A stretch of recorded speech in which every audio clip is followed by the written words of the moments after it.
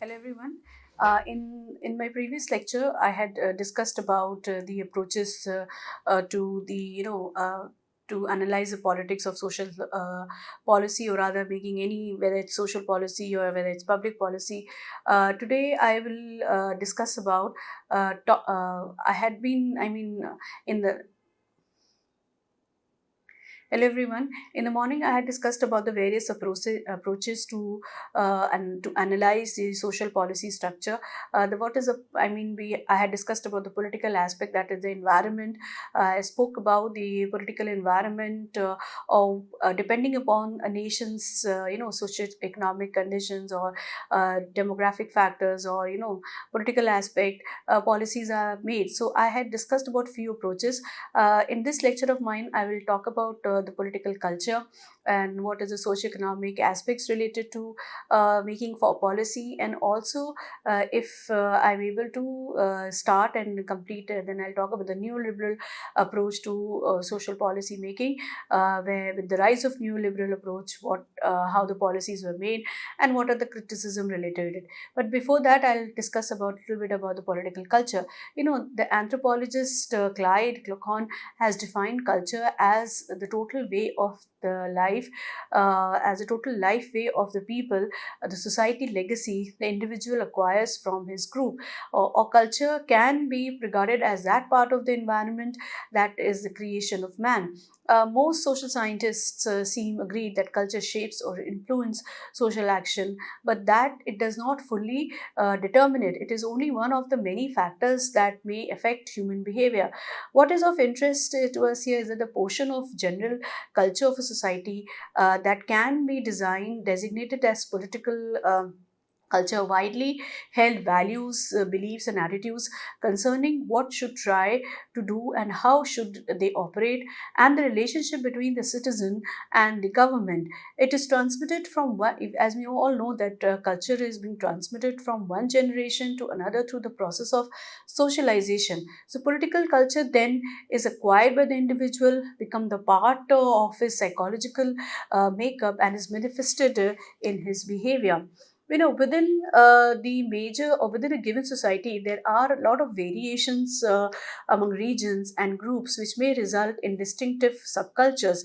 If we talk about our Indian context or the Indian subcontinent, looking into the diversity and looking into the diverse population, we have a massive, I would say, distinct orientation in terms of how people practice their life. That I would say a more distinct and defined culture of our Indian society. But then, if we talk about the subculture, the existence of subcultures from north to south, from east to west, you will there is there are huge diversifications, and there are various distinct subcultures which has been formed, which talks about different orientations towards religious practices, customs, belief, habits, festivals, eating habits, and so on. So, one political scientist contend that there are three identifiable political cultures: moralistic, individualistic, and traditionalistic.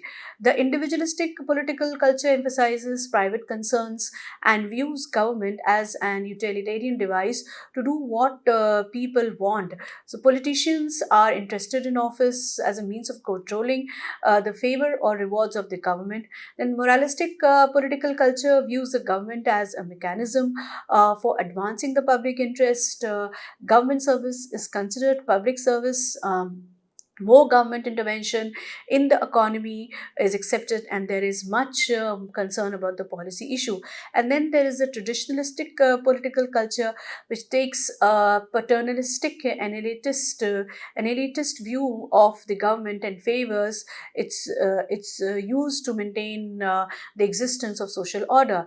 The major value orientations like individual freedom, equality, progress, efficiency, and practicality, and others factors such as democracy, individualism, and humanitarianism clearly have significance for policy making. For example, if I say the general approach to regulate economic activity has been practical and pragmatic.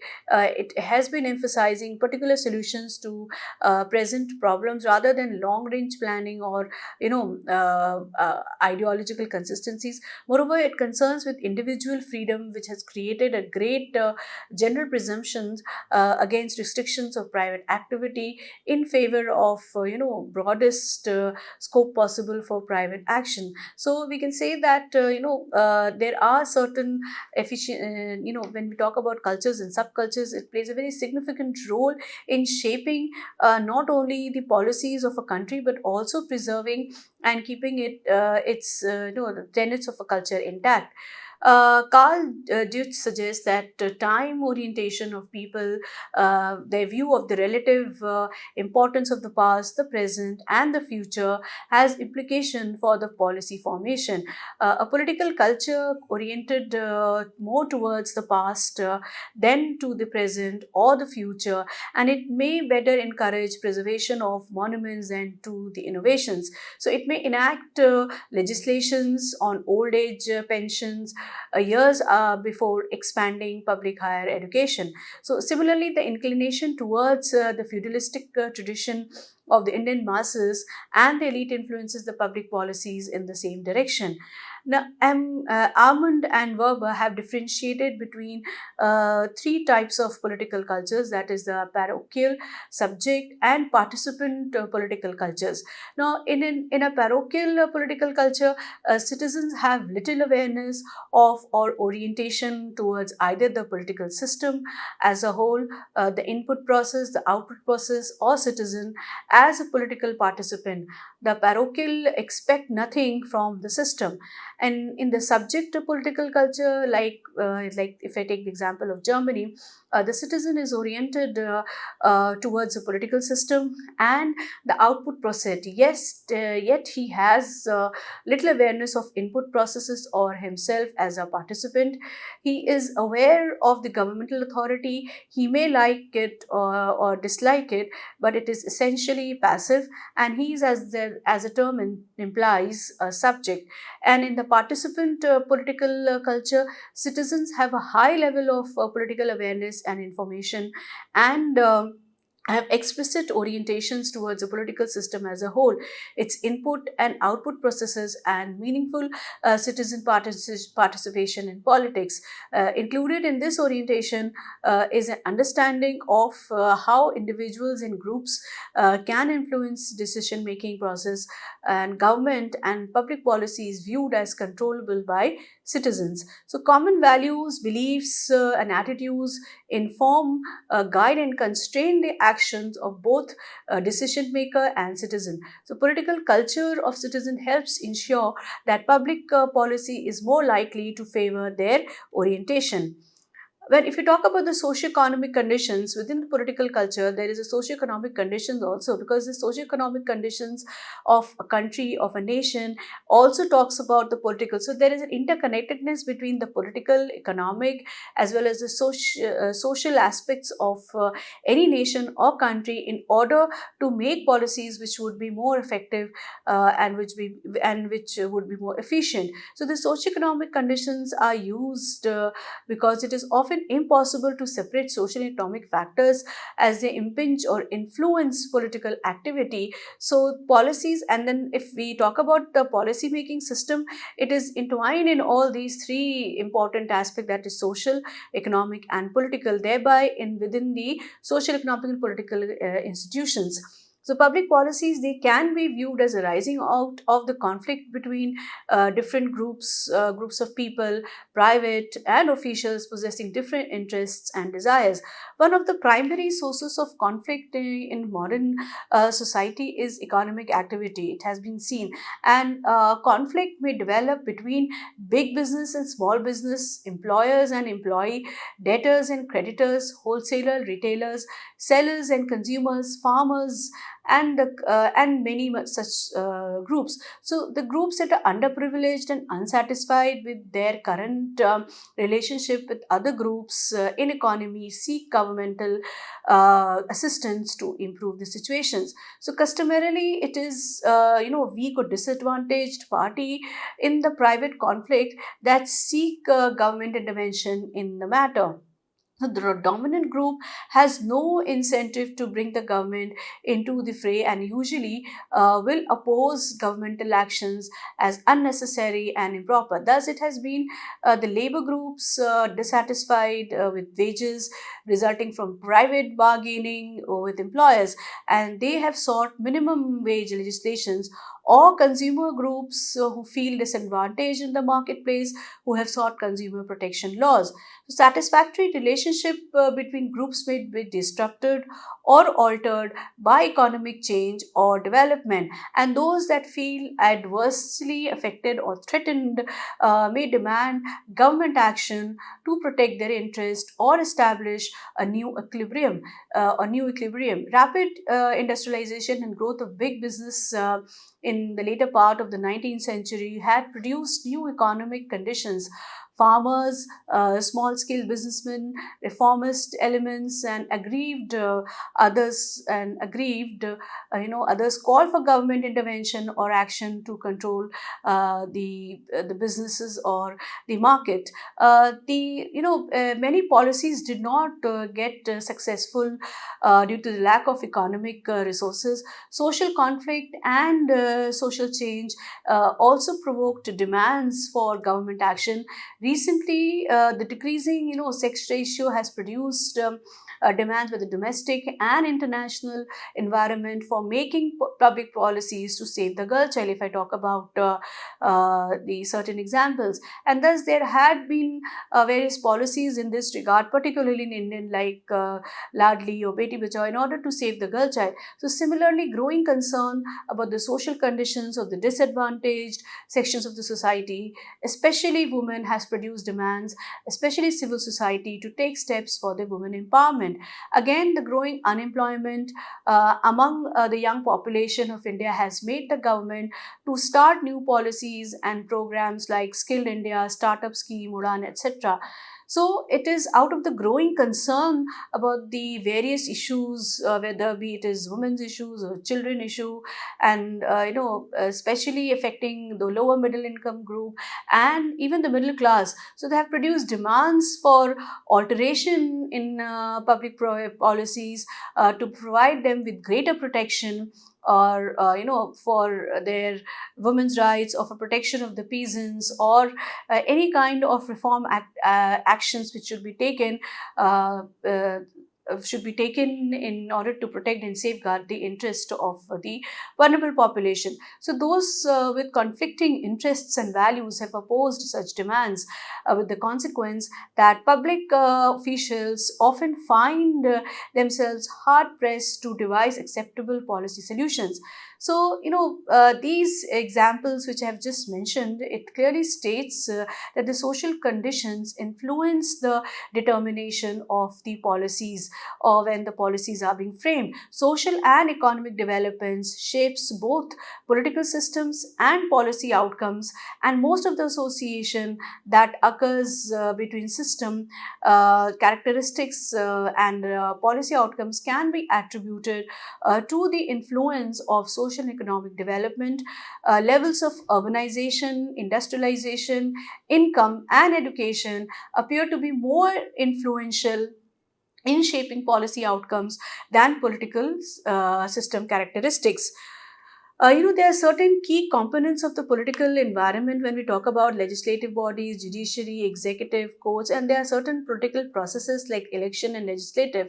Now, if we talk about the impact of political environment on policy making, there are certain political ideologies, policy agendas, legislations and regulations, budgetary priorities, interest groups and adequacy, federalism and intergovernmental relations, and public and media influence. So, if we talk about the political ideologies, the prevailing political ideologies and the values of policy makers influence the priorities and direction of social welfare policy. For example, if I say the conservative governments may prioritize individual responsibility and limited government interventions, leading to policies that emphasize self sufficiency and austerity measures. In contrast, progressive governments may prioritize social justice, equality, and government intervention to address systematic inequalities and social problems. Now, if you talk about policy agendas, political agendas set by the elected officials and political parties dictate which social issues would receive attention and resource. And political leaders, they may prioritize certain policy areas based on electoral promises, public opinions, or even crisis situations. Then we have the legislation and regulations. Political actors, including legislators and executive branch officials, or the or entire bureaucratic system, enact laws and regulations that govern social welfare programs and services. So the challenges in political leadership or party control can lead to shifts in policy priorities and changes to existing legislations. Then, if you talk about leadership or party control can lead to shifts in policy priorities and changes to existing legislations. Now, there are certain budgetary priorities, political decisions about budget allocations and spending priorities impact the availability and accessibility of social services and resources. Economic conditions, fiscal policies, and competing demands for government spending influence funding levels for social welfare programs.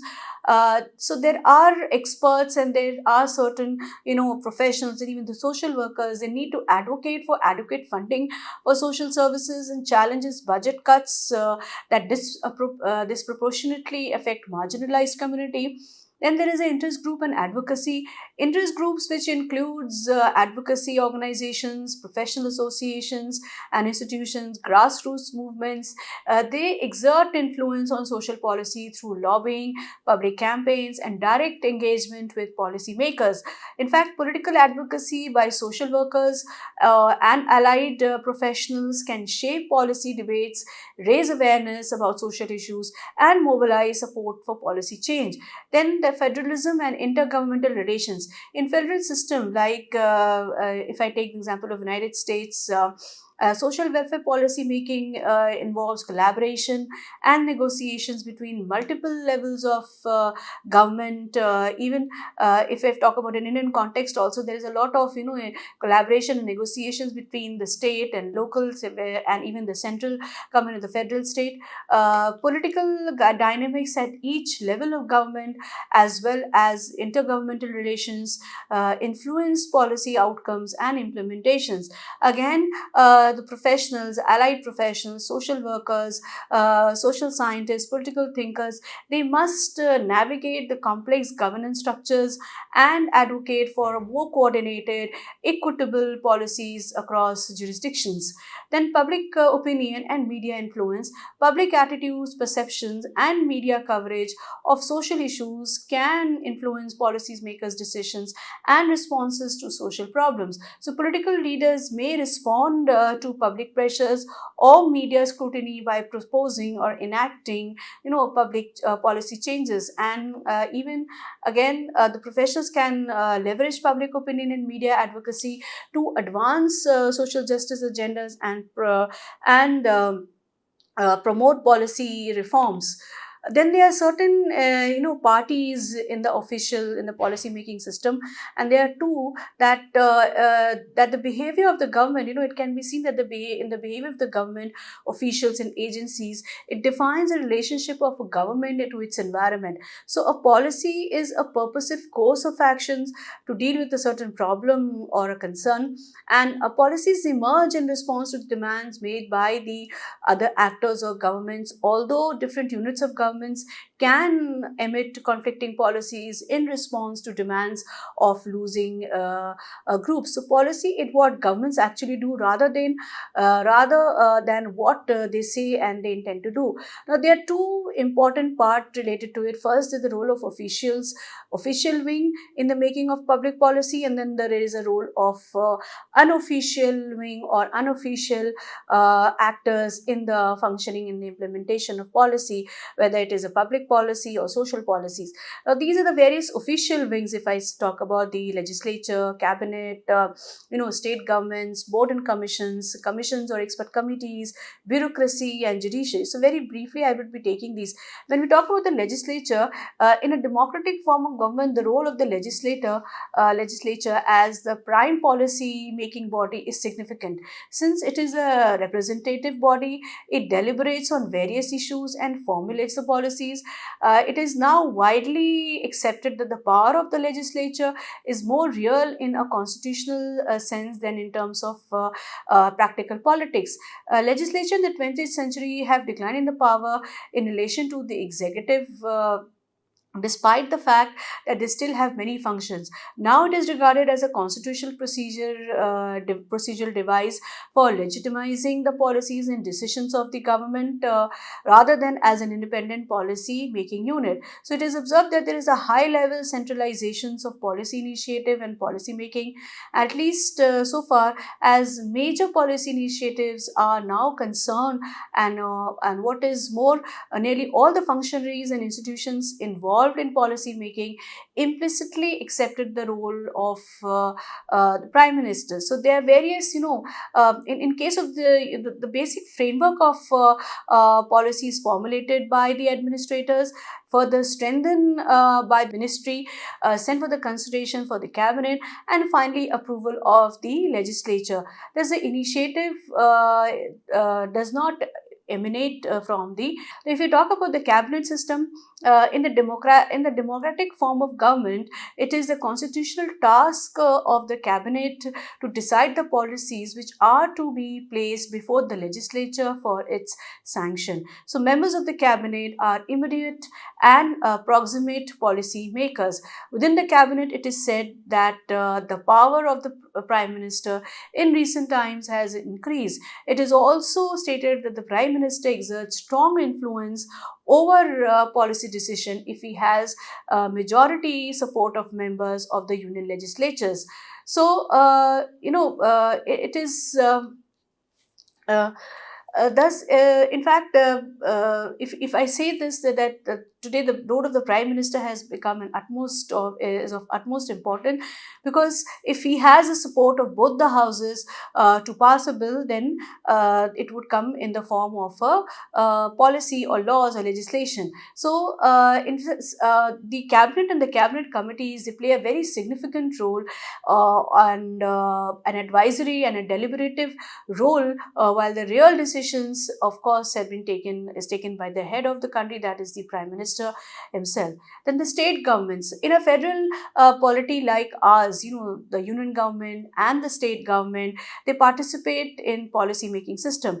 The state government, they formulate policies and make laws on items mentioned in the state as well as in the concurrent list. At the state level, the state legislature and council of ministers, under the leadership of the chief minister and other advisory bodies, participate in the formulation of policies. However, in most of the federations, the role of the state government got reduced to the minimum owing to various domestic and international politics and economic factors. S.R. Maheshwari, he had observed that since the financial resources are concentrated in the central government, the states have necessarily looked to the center for funds. So it is axiomatic, according to the center's mode of thinking, that one who provides money may also exercise control, and the states are thus made to look at the center, more and more, especially since the adoption of the socio-economic planning in the 50s. in India also, education was originally in the states list, which was transferred to the concurrent list through the constitutional amendment. Then the boards and the commissions, the various boards and commissions, they attach to different ministries like the Railway Board, the University Grants Commission, Union Public Service Commission, etc. They assist the respective ministers or the cabinet as a whole in public policy formulation when public policy is not in its final stage. So these boards, they can give the suggestions, their advice, since they are associated with the particular ministries or cabinets, so their decisions and the board itself represent the interest of the larger population. Then commissions or the expert committee, apart from boards and commissions which are permanent in nature, the government also constitutes ad hoc expert committees or commissions to seek recommendations, regarding administrative reforms and policy initiatives.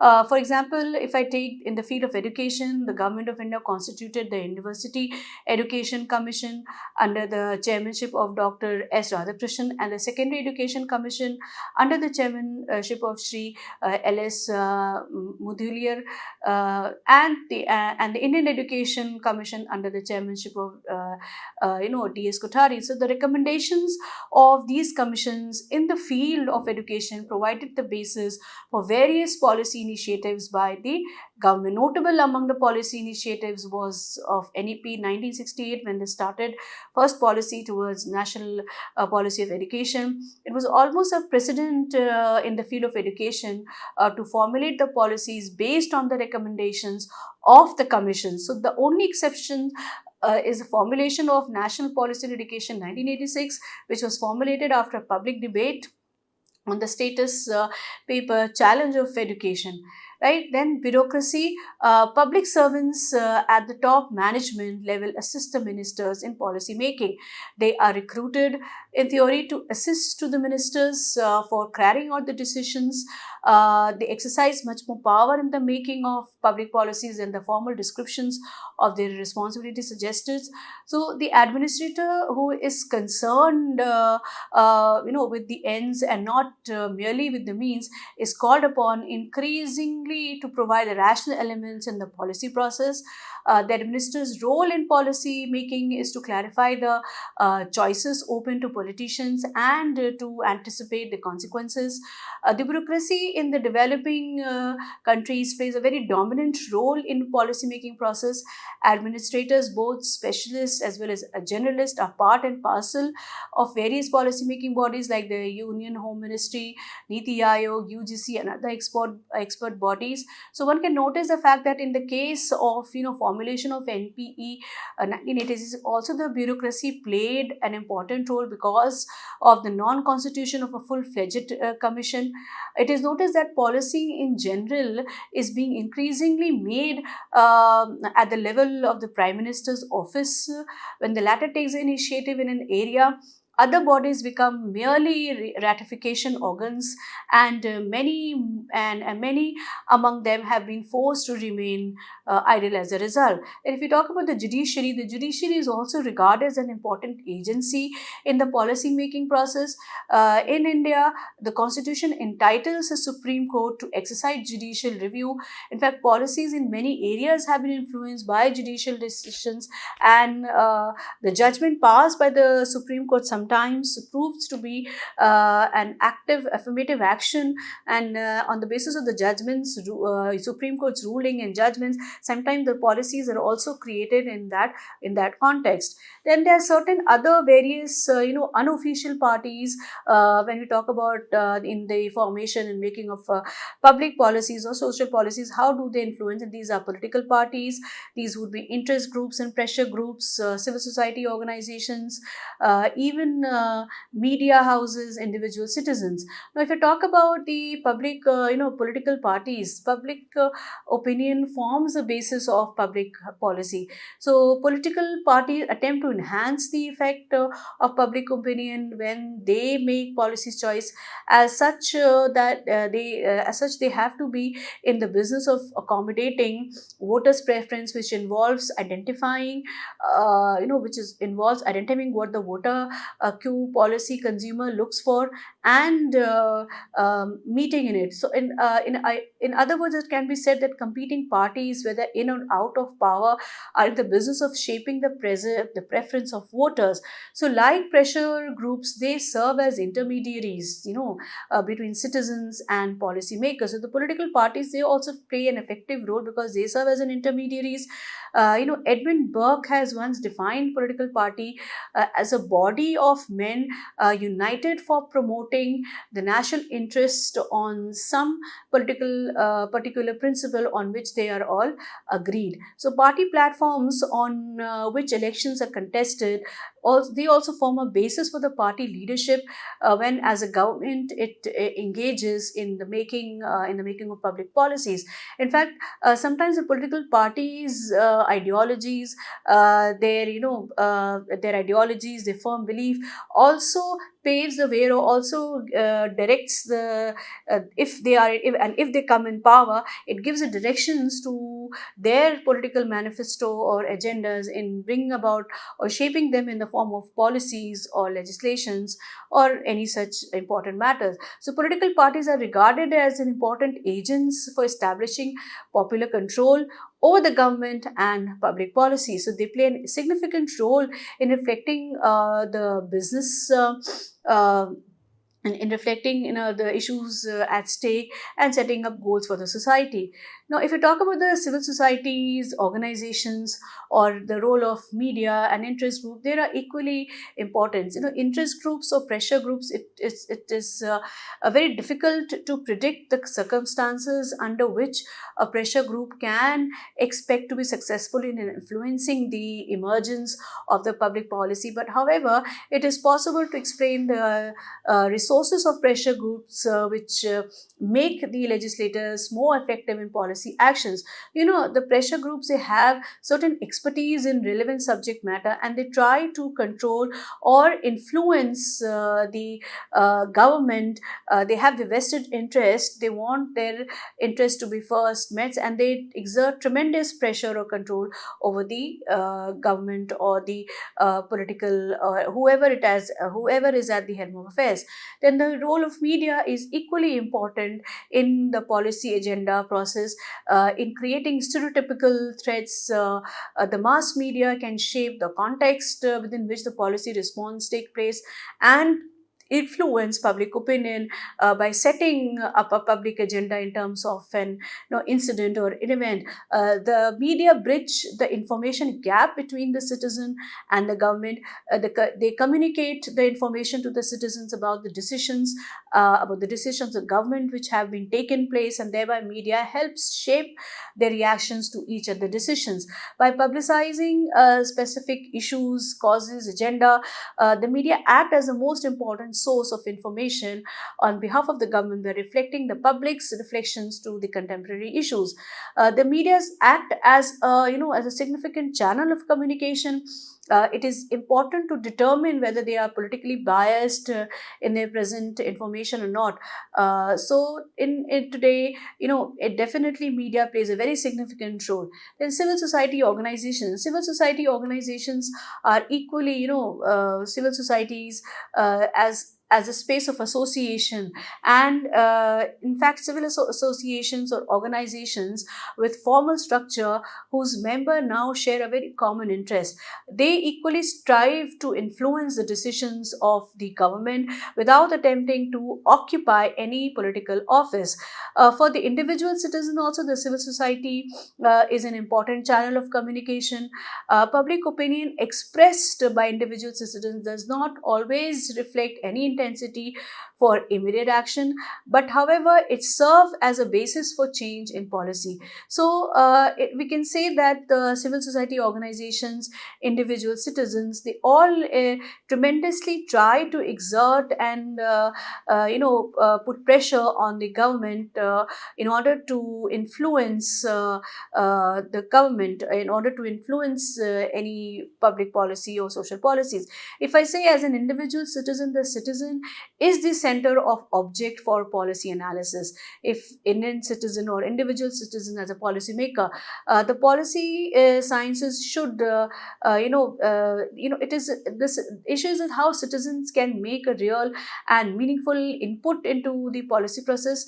In a democracy, public opinion has an important role in the policy formation. In fact, public opinion is the source of public power that give rise to demand and shapes the policy agenda of the political parties. So, in a way, in a representative democracy, it is assumed that the power emerges from the people, and through legislature, the registration, the representativeness of the people frame laws and decide policies by a majority vote. Yet, in practice, citizen participation in policy making is, however, negligible, which is a very sorry state of affairs. But still, people do not seem to be exercising, it has been found that people sometimes do not exercise their franchisee or engage in party politics. However, the politics, they do hold an attraction for relatively not large number of people, but definitely few citizen, or a few number of quite a small number of people may be interested in the political discourse of a nation, and they would try to impact and influence the government. Uh, this is all about my today's lecture regarding the political environment, and I would be further discussing about the neoliberal prospects. Thank you.